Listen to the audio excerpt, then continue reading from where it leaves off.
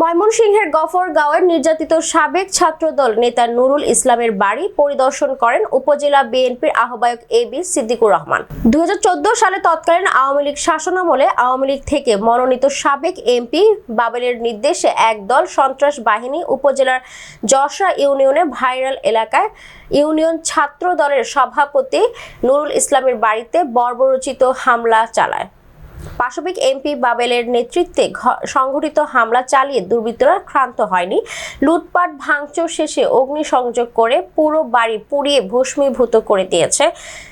2014 সালের 7 জানুয়ারি পুড়ে যাওয়া আসবাবপত্র দেয়ালের অংশটুকু এখনো নৃশংস হামলার সাক্ষ্য বহন করে।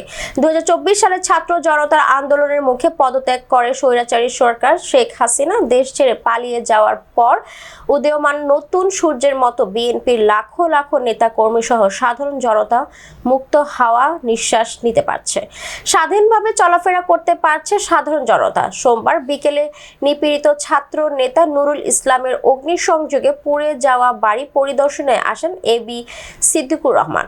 এ সময় উপস্থিত ছিলেন কেন্দ্রীয় কৃষক দলের সহ সাংগঠনিক সম্পাদক সাদিকুর রহমান, উপজেলা বিএনপির যুগ্ম আহ্বায়ক MR খায়রুল ও সাবেক শালটিয়া ইউনিয়ন চেয়ারম্যান শহীদুল রহমান, যুগ্ম আহ্বায়ক ও সাবেক রাওনা ইউনিয়ন পরিষদ চেয়ারম্যান জালাল উদ্দিন, উপজেলা বিএনপির যুগ্ম আহ্বায়ক ও সাবেক ভাইস চেয়ারম্যান শাহ আব্দুল আল মামুন, যুগ্ম আহ্বায়ক আজিম উদ্দিন, জেলা যুবদলের সদস্য বুলবুল এবং উপজেলা বিএনপির সদস্য সালাম সহ আরো অনেকেই।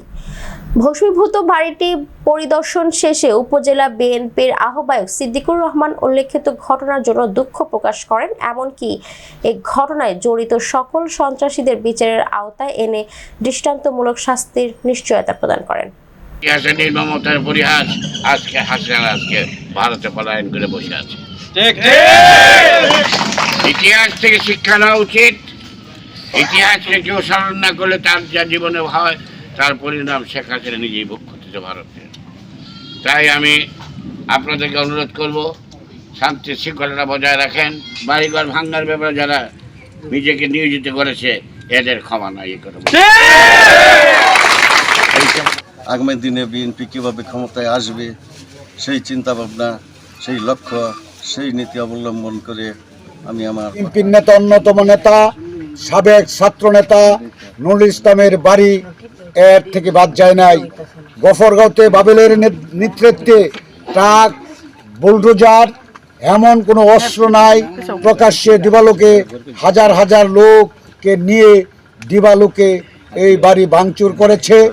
ধান, চাল, টাকা পয়সা, কাপড় চোপড় যা কিছু আছে সমস্ত কিছু লুট করে ক্ষান্ত হয় নাই। 14 সালে 5 জানুয়ারি আওয়ামী লীগ সরকার অবৈধভাবে নির্বাচন করে বাবেল ক্ষমতা গ্রহণের আগে সে আমার বাড়িতে আওয়ামী সন্ত্রাসী পাঠিয়ে আমার বাড়ি লুট করে, আমার দোকানপাট লুট করে, আমার ঘরের যা জিনিসপত্র ছিল সব কিছু লুট করে পরে সমস্ত ঘরের মালামাল সব আগুনে পুড়াই দেয়।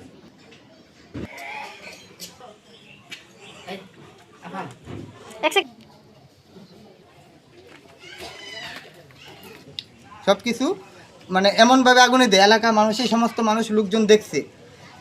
আমার ঘরে একটা সুতাও ছিল না, ধান, চাল, তারপর আপনার কেলাই ভাত রান্না করছে সেইগুলোও পোড়ায় দিছে। এমন কোনো একটা জিনিস আপনারা তো দেখছেন ঘরের মধ্যে আমার কি আছে না আছে, সব কিছু পোড়ায় দিছে।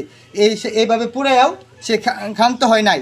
সে আমাদেরকে মামলা দিছে, হামলা দিছে, অনেক অত্যাচার করছে। আমাকে ডিবি ধরে নিয়ে গেছে।